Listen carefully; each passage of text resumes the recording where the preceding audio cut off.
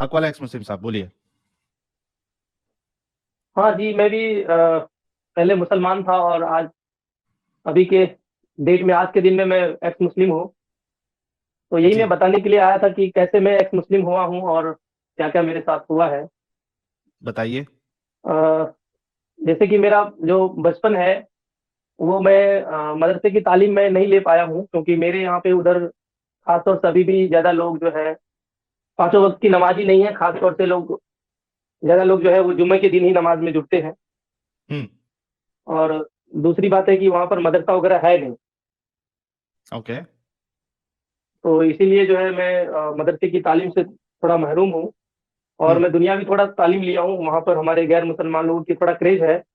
तो लोग हम्म। गैर मुसलमान को देख के मुसलमान लोग जो है वो अपने बच्चों को भी वो दुनियावी तालीम देते हैं। ओके, तो नमाजें वमाजें पढ़ते थे तो आप क्या नहीं पढ़ते थे? नमाजें सिर्फ जुम्मा के दिन पढ़ते थे बस।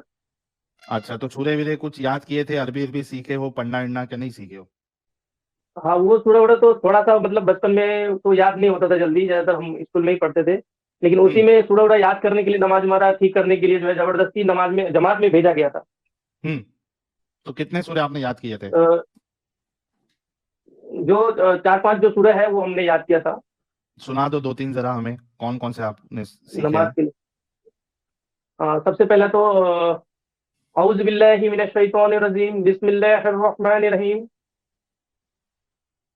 अलम तरा कैफ फअल रब्बुका बि अस्हाबिल फील, अलम यजअल कैदहुम फी तज़लील, व अरसल अलैहिम तयरन अबाबील तरमीहुम बिहिजारतिम मिन सिज्जील फजअलहुम कअस्फिन मअकूल। यार वो हमारे वहां पे एक मस्जिद में, वो तारोड़ी मस्जिद है कब्रिस्तान वाली, उसमें जो तरावी पढ़ाने के लिए जो इमाम साहब आते थे वो ऐसी किरत करते थे यार। उनकी याद याद आ गई मेरे को। और भी कोई सुनाए यार। इन्ना जी। आतैना कल कौसर, इन सानियका हुवल अबतर। मैं काफी एक्चुअली मैं कुछ कुछ भुला गया हूँ, क्योंकि मैं जब से नमाज पढ़ना ये छोड़ वाला दिया ही हूँ तो गलत था। गलत गलत था। मिडिल का लाइन, हाँ मिडिल का मैं लाइन ही गायब कर दिया। हाँ मैं इन्ना मैं अतईना भुला कल गया हूँ, मैं कह रहा कौसर हूँ ना, मैं फसल भुला ही गया। रब्बी का तो भूल गए। हाँ मैं भुला गया हूँ, क्योंकि मैं नमाज पढ़ना छोड़ दिया। जब मैं जमात में गया ना, मैं उसके बाद जो थोड़ा बहुत मैं सीखा था जमात में ही। हाँ।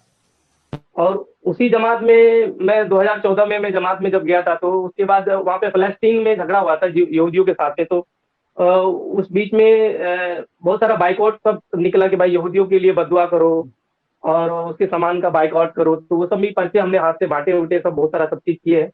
और ओके। रो रो के मैं सब लोग मोमिनों के साथ में मैं बदुआ करते थे, और कुरान में कहते थे कि ये दुश्मन है हमारे, मोमिनों का दुश्मन है ये, फलस्तीन को, हमारे मोमिनों को मारते हैं ये सब यहूदी लोग जो है। तो इसके लिए बदुआ करो। तो सारे मोमिन लोग मस्जिद में जो है जमात के साथ में लोग बदुआ करते थे उनके लिए। हम्म। और कुरान में फिर वो सिखाते भी थे कि यहाँ पर जो है अल्लाह ताला ने बनी इजराइल को, कौम को जो है वो यहूदी लोग कौम है। और ये सारी बातें तो मैं कंफ्यूज रहता था कि आखिर क्या बात है कि कुरान में ज्यादातर जिक्र जो है वो अल्लाह ताला जो है बनी इजराइल के बारे में बताता है, मूसा अलैहिस्सलाम के बारे में बताता है। और यहाँ पर कि उनको बददुआ करने के लिए भी मतलब बोलते हैं। तो ये कैसा, मतलब मैं कंफ्यूज होता था। और इस पर मैं जब सवाल करता था कि तोरा जबूर इंजील कहते थे कि मतलब ये बदल गया है, ये अल्लाह का कलाम नहीं है अभी के दौर में, और ये सब जो है वो करप्ट हो चुका है, खराब हो चुका है।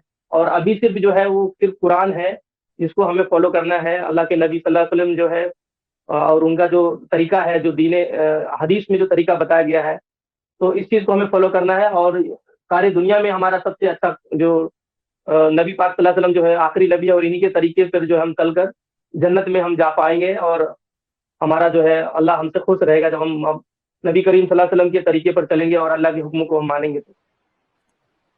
तो सवाल जी। मेरा यहीं से मेरे जहन में आया कि जब हम उनको बददुआ देते हैं तो और ज्यादातर जिक्र जो है वो कुरान के अंदर में बनी इजराइल के बारे में है। मूसा अलैहिस्सलाम जो है डायरेक्ट अल्लाह से बात करते थे। तो मेरा दिल नहीं करता था कि बददुआ दूं मैं उनको, क्योंकि कुरान के अंदर में वो लोग जो है, हमारे इमाम लोग जो है वो सब बताते हैं कि अल्लाह ने उनको सबसे ज्यादा जो है मतलब फिरौन के यहाँ से निकाल के लेके आया उनको। उनको जो है जन्नत जन्नत में से उनको जो है मन्ना खिलाया और काफी ज्यादा उनको सपोर्ट दिया, काफी ज्यादा उनको बढ़ाया। हर चीज किया, तो मेरा दिल जो है, मैं डरता था कि मैं उसको बददुआ ना दूं। हम्म। और यही बात है कि वहां से मैं फिर सोचने लग गया कि आखिर ऐसा ऐसा क्या है कि मतलब जो है बददुआ करने के लिए उनको सिखाया जाता है, हम लोग को जो है फोर्स करता है, और मेरा दिल ये बददुआ देने का जो है नहीं करता था। और इसी से मैं थोड़ा सा आगे हट के मैं सोचने लग गया था कि आखिर जो हम लोग का कौम है, ये दूसरे कौमों से जो है ये नफरत करना क्यों सिखाता है। हम्म। दूसरे हमारे जो कहते हैं कि अल्लाह की किताब है, ये चार किताब है, तोरा, जबूर और इंजील है। और हम जो क्या बोलते हैं, यहूदी लोग हैं और ये नसारा लोग हैं, ये हमारा सबसे ज्यादा खास दुश्मन है। और सबसे हमको जो है किताल करना है, सबको हमें जो है मतलब ये लोग जो है अल्लाह की किताब को बदल दिया है। हम्म। तो ये सारी बातें जो है जमात में जाके हमको जो है सीखने के लिए मिला, ये सब बातें। तो इनके ऊपर जरा हमको मतलब दिल में सवाल सबको सुबह पैदा होने लगे कि कुरान के अंदर में अल्लाह खुद मतलब जो है इसके बारे में ज्यादा जिक्र करते हैं। ईसा अलैहिस्सलाम के बारे में जो है सूरह मरियम के अंदर में जो है ईसा इब्ने मरियम के बारे में जिक्र करता है कि अल्लाह ने उसको जिंदा आसमान में उठा लिया और अभी तक वो जिंदा है।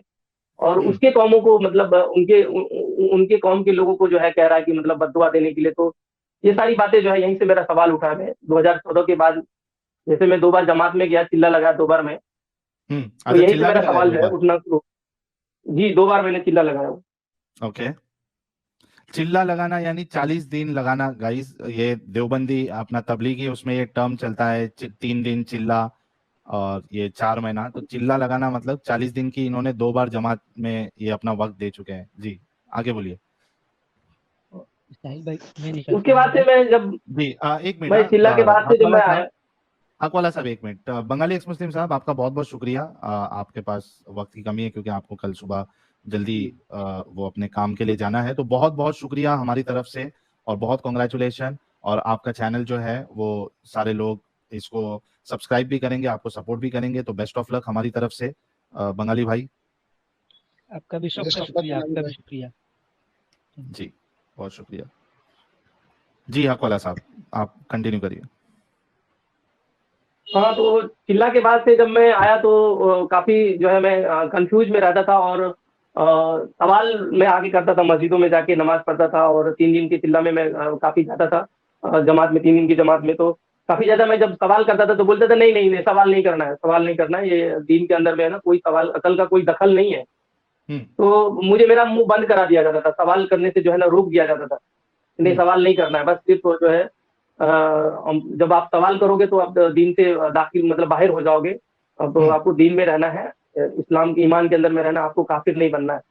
तो सवाल करने से रोका जाता था हमेशा, बार बार। जब मैं एक्चुअली वहाँ पे जो इमाम हमारे होते थे नमाज पढ़ने के लिए हमारे गाँव में, और उसके बाद जो लोग भी जब कभी भी जलसा होता था तो बड़े बड़े मौलवी मौलाना हजरात लोग आते थे। तो उस जलसा में भी मैं जाके तो शिरकत करता था। और मैं जब पूछता था, सवाल करता था, तो सवाल मेरा नहीं लिया जाता था। जी। फिर उसके बाद जो है मैं काफी मायूस में हो गया था कि मैं एक्चुअली क्या है मेरा दीन, ये जो अगर मेरे अंदर अगर कोई सवाल है दीन को लेकर के, तो ये सवाल का जवाब मतलब मुझे मिलता क्यों नहीं है, और ये लोग देना क्यों नहीं चाहते हैं। ये इतने बड़े बड़े मौलवी मौलाना हजरात लोग हैं, मुफ्ती है और ये सब आलिम लोग हैं, तो ये सब सवाल अगर मैं करता हूँ तो ये सवाल का जवाब क्यों नहीं देना चाहते। तो उसके बाद तो फिर मैं और ज्यादा जो है वो सोचने लग गया, मजबूर हो गया सोचने पे कि आखिर ये लोग सब जानते हैं, मैं तो नहीं जानता हूँ। दुनियावी इल्म हासिल किया हूँ मैं, तालीम हासिल किया हूँ, ये लोग सारी चीज जानते हैं इस्लाम के बारे में, सब कुछ पता है इनको। लेकिन फिर भी ये लोग सवाल का जवाब जो है वो मतलब और उल्टा घुमा घुमा के ये लोग सिखाते थे कि दिन की अच्छी अच्छी बातें जो है वो बताते थे। लेकिन ये जो ईसा अलैहिस्सलाम के बारे में और मूसा अलैहिस्सलाम के बारे में कहते हैं कि वो सब किताबें जो है वो सब खराब हो गई है। और वो सब किताबों के अंदर में जो है अल्लाह कहता है कि ये सब ने तब्दीलियां ले आई हैं, बदल दिया है। तो इसलिए वो सब किताब के ऊपर जो है ध्यान नहीं देना है, उस सब किताब के ऊपर जो है आपको नहीं पढ़ना है। आज के दौर में जो नबी अकरम सल्लल्लाहु अलैहि वसल्लम के ऊपर में अल्लाह ने कुरान नाजिल किया है, तो यही कुरान जो है वो यही दीन इस्लाम हक है, और इसी को आपको फॉलो करना है, इसी के ऊपर चलना है। जी। तो मैं दिमाग में ये सोचता था कि अल्लाह ने जब वो तोड़ा भेजा, जबूर भेजा, इंजील भेजा, तो सबसे पहला मेरा जो सवाल बना कि ये कि जब वो तोड़ा अल्लाह ने दिया मूसा को और जबूर दिया हजरत दाऊद अलैहि सलाम को, मूसा अलैहि सलाम को तोरा दिया और इंजील जो है ईसा अलैहि सलाम को दिया, तो ये सारी की सारी किताब तो अल्लाह ने नहीं दिया ना। तो फिर यहाँ पर तब्दीलियां कौन करता है यहाँ पर, इस दुनिया में कौन, अल्लाह से बड़ा कौन है जो मतलब उसको बदल दे सकता है, उसको तब्दील कर सकता है। जब हमारा अल्लाह जो है वो सुपर पावर है, सुप्रीम है, सबसे ऊपर है, आला है, तो उसके मर्जी के खिलाफ कौन कर सकता है? तो ऐसा तो कोई हो नहीं सकता है ना। इसका मतलब है कि अल्लाह से कोई भी बड़ा है। जो इंसान बदलता है उनके कलाम को, जो बदल देता है, इसका मतलब यही है ना। उसके कलाम को अगर कोई बदल दे तो अल्लाह से भी कोई बड़ा है वो। सही। तो ऐसे ऐसे सवाल मैं जब करता था तो मौलवी मौलाना लोग जो है मुझे काफी डांटते थे, और काफी मुझे जलील होना पड़ता था। मतलब रुसवाई का सामना करना पड़ता था। कभी कई बार मैंने मार खाने का नौबत आ गया था, लेकिन लोग मुझे बचा लिए थे और बोलते थे कि तुम जो है सवाल मत किया करो। हाँ। उसके बाद से धीरे धीरे मैं सवाल पूछना मतलब छोड़ दिया था। और अंदर ही अंदर फिर मैं मायूस होकर फिर मैं नमाज वमाज पढ़ना भी, मैं जमात में जब कोई बुलाते थे जबरदस्ती में, 2 बार मैं जमात में इसीलिए गया था कि ताकि वो लोग कहते थे कि नमाज पढ़ना कम से कम सीख लो, और ला इलाहा इल्लल्लाह मोहम्मद रसूलुल्लाह कलमा पर भी तुम्हारा जो है अगर ये अंतिम, क्योंकि कभी भी इंसान मर सकता है, तो तुम ये कलमा पढ़ के तुम तो अल्लाह के सामने में तुम मोहम्मद अकरम सल्लल्लाहु अलैहि वसल्लम के जो उम्मत बन के तो तुम वहां पे खड़े रहोगे, तो कभी जन्नत ना में तो कभी जा जन्नत पाओगे। मिल जाएगी। राय के हाँ, कभी राय ना के कभी तो। आने बराबर भी ईमान रहा तो अल्लाह उसे जन्नत जरूर देगा, ये तबलीगियों का फेमस डायलॉग है। हाँ, तो यही इसीलिए जबरदस्ती जो है 2 बार जो है जमात में मुझे भेजा गया। उसके बाद जब जमात वाले आते थे तो मैं दूर हो जाता था, और मैं उन लोग से मैं काफी अलग उसी टाइम से मैं रहना शुरू कर दिया था। उसके बाद फिर मेरा शादी वगैरह हो गया। मेरा शादी हो गया उसके बाद से फिर मैं दुनिया बना लिया इन सब चीजों से, और अंदर ही अंदर रहता था। सबको ज्यादा मैं मतलब खुल के नहीं बोलता था। ये मैं ये सब चीजों पे ज्यादा भरोसा नहीं रखता हूँ, ईमान नहीं रखता हूँ, ये सब चीजों पे। और उसके हम्म। बाद से मैं जो है अंदर ही अंदर मैं इन सब चीजों में मैं काफी, फिर उसके बाद जो है मैं खोजता था कि ये तोरा कहाँ मिलेगा मुझे पढ़ने के लिए, ये जबूर कहाँ मिलेगा, इंजील कहाँ मिलेगा। तो ये सब मैं पूछता था मौलवी मौलाना हजरत लोग कि अभी जो तोड़ा मुझे चाहिए पढ़ने के लिए, तो क्या आप मुझे दे पाओगे? तो बोलते थे नहीं हम्म। नहीं नहीं नहीं नहीं, वो तोड़ा की बात ही मत करो, कुरान पढ़ो, कुरान। कुरान में जो लिखा है वो सही है, तोड़ा गलत है। तोड़ा यार जबूर आप और जो ये थोड़ा इंजील थोड़ा है ये सब करोगे, गलत है। थोड़ा थोड़ा मांगोगे तो आपको ही तोड़ देंगे वो लोग। हाँ हाँ, कई हाँ, उसने मैं दूरी बना के जो है मैं रखा अपने आप को, उन सब चीजों से अलग रहा। और जब मेरा शादी होने के बाद मैं काफी अलग हो गया। और जी। जब मैं लोग लोग कहते थे कि यार इसको जमात में भेजा तो ये आप मतलब अच्छा होना चाहिए, उल्टा ये खराब हो गया, ये जमात से भी नहीं जुड़ता है, ये सारा चीज जो है वो उल्टा सीधा जो है सवाल करता है। आप इसको क्या हो गया है पता नहीं, इसको मतलब कुछ तो हो गया है ये। तो हाँ। मैंने बोला नहीं भाई, मेरे अकल में ये जो है ना, अकल शरीफ में मुझे ये चीज जो है मतलब समझ में आता नहीं है। मेरा अकल हम्म। शरीफ पता नहीं अल्लाह ने कुछ अलग ही ढंग से बना के रखा है। तो मेरा अकल शरीफ में ये सब चीज जो है वो फिट नहीं बैठता है। हम्म। तो मैं काफी बहस करता था मोमिनों से, और मुझे जो है काफी जो है मतलब विरोध का सामना करना पड़ता था, और मैं इन सब चीजों में मैं पढ़ना नहीं चाहता था।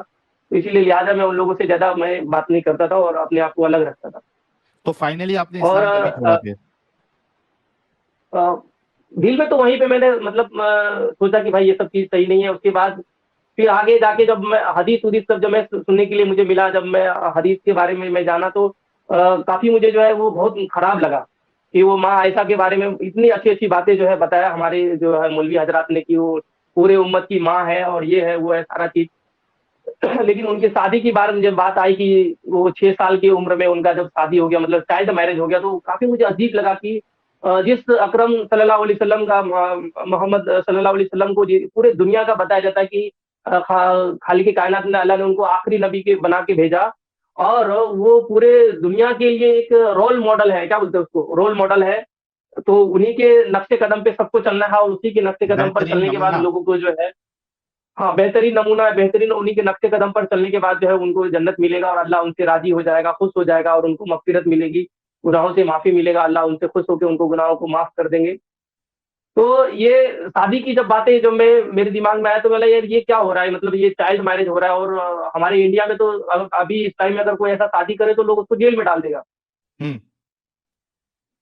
तो मुझे लगा कि यार ये रोल मॉडल तो ऐसा हो नहीं सकता है ना, जो हमारे नबी अकरम सल्लल्लाहु अलैहि वसल्लम जो है वो 50 साल क्रॉस कर चुके हैं, और ये मतलब 6 साल की एक छोटी सी बच्ची है, उनके साथ में ये इनका निकाह हुआ है, और ये मतलब कैसे ये कर सकते हैं, ये हमारे नबी जो है ये ऐसा कैसे कर सकते हैं?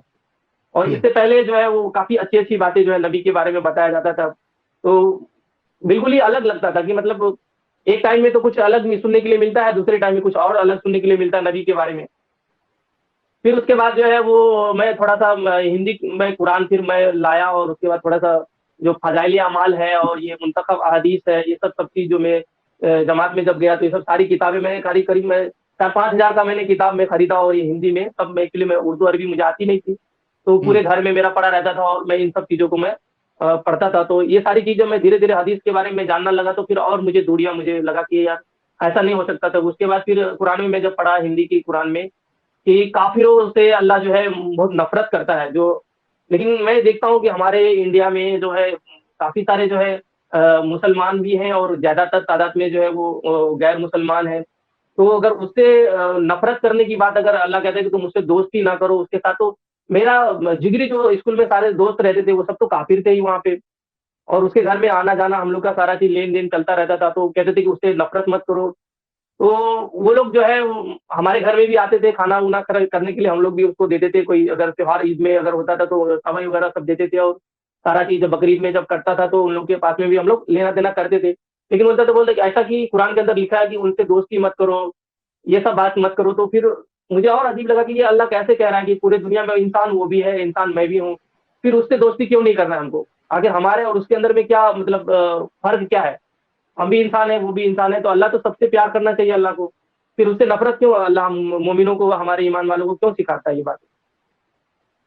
तो ये धीरे-धीरे मैं जैसा थोड़ा-थोड़ा कुरान पढ़ते गया, फिर उसके बाद ये कि एक वाक़या है कुरान में आया कि जो बोलते हैं अल्लाह जो है हुक्म दिया है ज़ैद और ज़ैनब की जो बात आ रही है ना, वहाँ पर अल्लाह ने खुद निकाह पढ़ा दिया ना उनकी नबी करीम सल्लल्लाहु अलैहि वसल्लम का जो है खुद निकाह पढ़ा दिया। तो यहाँ पर जैसे कि हमारा में निकाह हुआ तो गवाह होते हैं, और जो निकाह पढ़ाने वाले जो काजी काज़ी साहब होते होते हैं, हैं। सारा चीज़ होता है। काज़ी साहब होते हैं, 2 गवाह होते हैं, और दोनों की जो है रज़ामंदी होती है कि भाई लड़की-लड़का का दोनों का रज़ामंदी है। लेकिन जब उस वाक़या में जब मैंने देखा तो फिर मुझे अजीब लगा कि यहाँ पर अल्लाह ताला खुद काज़ी बन गए यहाँ पर, और कोई गवाह नहीं है। और अल्लाह ने हुँ। कह दिया कि भाई चलो मैं नबी करीम सल्लल्लाहु अलैहि वसल्लम का मैंने निकाह कर दिया, तो फिर ये कैसा रोल मॉडल है? मतलब ऐसे इस तरह से अगर कोई मोमिन निकाह करे तो कह दे कि भाई मुझे अल्लाह ने मेरा निकाह पढ़ा दिया। अच्छा, इसमें हँसी की बात ये है कि वो दौर के मोमिन लोग मान भी गए। जी इतना हाँ। हद दर्जे का नहीं, नहीं उनके तो अंदर अंधविश्वास था कि वो लोग मान भी गए। नहीं तो सब अगर कोई रोल मानता मॉडल नहीं अल्लाह ने उनको था। बना के दिया, और आज भी अगर उन्हीं के नक्शे कदम पर, सुन्नत पर अगर कोई चलेगा तो लोग तो किसी के साथ में भी मतलब ऐसे ही शादी कर ले, कहेगा मैं अल्लाह ने मेरा निकाह पढ़ा दिया। सुन्नत तो यही होना चाहिए। अगर सुन्नत कहते हैं कि सुन्नत है तो यही होना चाहिए। फिर ऐसे लोग करेगा तो फिर ये काफ़ी मतलब माहौल ख़राब तो नहीं होगा, इससे तो और ज़्यादा माहौल ख़राब होगा। फिर ये दीन में तो और ज़्यादा लोग कन्फ्यूज़ हो जाएगा, लोग बिगाड़ प जितना मर्ज़ी फिर उतना लोग कहेंगे कि भाई मैं शादी करूँगा। और दरअसल ये जो 4 शादी और ये का जो कॉन्सेप्ट है, ये भी मुझे थोड़ा-सा अजीब लगा कि भाई हमारे देश में वैसे ही पॉपुलेशन बहुत ज़्यादा है। मेरी आवाज़ जा रही जी। है? जी, जी, आ रही है, बोलते जाइए। हाँ, हमारे देश में वैसे ही पॉपुलेशन ज़्यादा है और लोगों को वैसे ही मतलब रोज़गार नहीं मिल पा रहा है, और सरकार वैसे ही परेशान है। लेकिन हमारे जो मौलवी मौलाना हज़रात जो बोलते हैं कि मतलब आपको ऑपरेशन नहीं करना है। ये तो स्कूल में मैं सारी जो दुनियावी तालीम मैंने हासिल किया तो मेरा, और यहाँ पर जो मौलवी हज़रात को मैं जब सुनता था कि ऑपरेशन करना हराम है, ये सब चीज़ जो है बच्चे को जो है गिराना हराम है, ये सब सारा चीज़ जो है, तो काफ़ी अजीब लगता था कि मुझे ऐसा लग रहा है कि ये जो हमारे देश है इससे इससे जो है हमारा दीन टकरा रहा है, मतलब ये लड़ रहा है ये, तो काफ़ी अजीब लगता था कि देश को मेरा दीन जो है सपोर्ट नहीं करता है। हुँ। हमारे जिस इंडिया को जो है ना सपोर्ट नहीं करता है, मतलब चाहे इंडिया गया बाहर में उससे कोई मतलब नहीं है। पूरी दुनिया में हमको इस्लाम से मतलब है बस। हुँ। कोई देश कुछ भी करे और देश की सरकार को कुछ भी हो उससे कोई लेना-देना नहीं है। तो हमने स्कूल में तो यही पढ़ा था कि भाई हमको देश जो है हमको वही देश जो जिस देश में हम पैदा लिए, और जो देश हमको इतना सारा चीज़ जो है वो क्या बोलते हैं सेफ्टी देता है, फ़ौज फ़ौज देता है मुझे, और मेरे सेफ्टी के लिए फ़ौज हमेशा वहाँ पे अपनी जान देते हैं।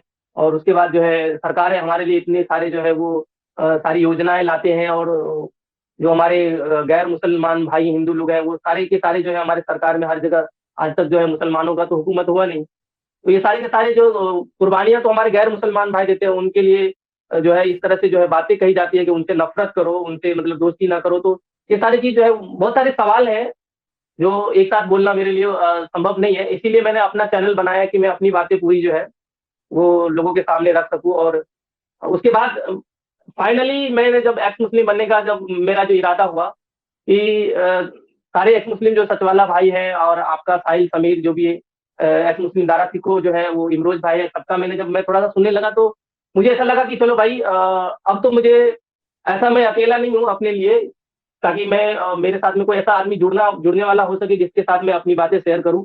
और मेरे जैसा बहुत सारे लोग हैं, तो अब तो मैं खुल के कुछ मतलब अपनी बातें रख सकता हूँ। तो 4 महीना पहले मैंने आपसे मैं एक बार जुड़ा था, बात किया था, और जब आपने 10 लाख रुपया देने की जब बात करे थे वो मैं ही था।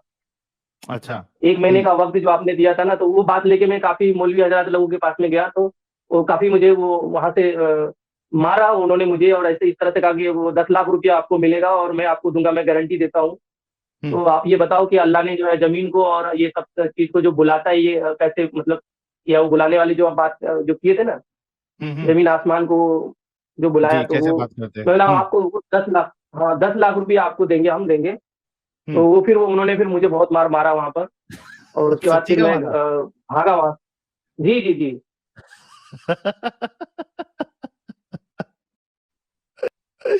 अरे यार, अभी सीधा मौलवी को जाके बोल रहे हो 10 लाख मिलेगा, आ जाओ। तो भगा दिया आपको वहां से? अरे मार के, इतना मार के भगाया। फिर उसके बाद मैं अपने बच्चों को लेके मैं फिर अलग सेफ्टी जगह पे अभी हूँ, और हाँ 2 महीना हुआ है मैंने चैनल बनाया है। जी। और ये बात जो है अपनी बात में पूरी की पूरी जो है वो सब, तो अभी तो मैं डिक्लेयर हो गया घर में, मैंने सबको बता दिया कि भाई ये सब चीज जो है मैं नहीं मानता हूँ। हाँ। और घर वालों से जो है मुझे काफी परेशानियां उठाना पड़ा मुझे। बोला कि दोबारा वापस लौट के मत आना ना, जब आओगे मैं काट दूंगा तुमको। हम्म, सही। तो बोला हमारे हकवाला साहब जो है, इनके चैनल का लिंक आपके सामने आएगा अभी। तो आप लोग हमारे हकवाला साहब के चैनल को भी सब्सक्राइब करें। देखिए कितने सारे एक्स मुस्लिम जो है वो सामने आ रहे हैं, और ये हमारे लिए बड़ी खुशी की बात है। आज जो है वो एक फीमेल भी आई थी, शबनम, और मैं समझता हूँ कि एक आयशा करके आईडी है, वो भी कह रही है कि मैं भी एक्स मुस्लिम हूँ। तो आयशा जी, अगर आपको भी मौका मिले तो आप भी प्लीज जुड़कर अपनी बात रखेगा, क्योंकि बहुत बहुत ज्यादा फर्क पड़ेगा अगर ज्यादा से ज्यादा लोग सामने आएंगे। तो जो डर है एक्स मुस्लिमों में, वो आहिस्ते आहिस्ते खत्म होता जाएगा। तो आप लोगों से रिक्वेस्ट है कि जो भी है, और खास करके जो मोमिनाएं हैं, आप लोग आके भले से ही 5-10 मिनट, लेकिन आप अपनी बात रखा करें ताकि ज्यादा से ज्यादा लोग इस जंजाल से बाहर निकले। अकबला साहब, आपका बहुत बहुत शुक्रिया, आप आए और हमने आपके चैनल का लिंक शेयर कर दिया है। आप अच्छे अच्छे कंटेंट बनाइए, लोग ऑटोमेटिकली आपको व्यूअर्स भी मिलेंगे, आपको देखेंगे भी। शुक्रिया साहिल भाई। और आपसे जब मैं सुनता हूँ तो काफी मतलब अच्छा लगता है, और बहुत प्यार से आप बात करते हो। यही बात है कि सबको दिल को भाता है। और जो भी हमारे मोमिन लोग को मैं देखता हूँ आते हैं, तो ये काफी नाराज होते हैं, गुस्से होते हैं, गाली वगैरह देते हैं। तो ये तो इनका काम है गाली देना। और आप अपना काम जो है वो जारी रखें, क्योंकि ये जो मेहनत हमारे लिए और आने वाले नस्लों के लिए काफी फायदेमंद होगा। और हमारे जैसे और आपके जैसे सोचने वाले लोग तो दुनिया में काफी ज्यादा है, इसकी तादाद बहुत ज्यादा है। लेकिन ये है कि डरते हैं ना, जैसे कि आपको दीन से बाहर जाने के बाद जो है वो कहते हैं कि तुमको वो मार दिया जाएगा, काट दिया जाएगा। तो काफी और ये अजीब लगता है। एक तो भाई कलमा पढ़ लो, ला इलाहा इल्लल्लाह मोहम्मद रसूलुल्लाह, तो दीन में तुम आगे दाखिल हो गए, फिर उसके बाद जो है बाहर निकलने का कोई रास्ता नहीं है। अगर तुम बाहर जाना चाहोगे तो तुमको जिंदगी से हाथ धोना पड़ेगा। तो इस तरह से जो है अल्लाह कहता है, तो काफी अजीब लगता है।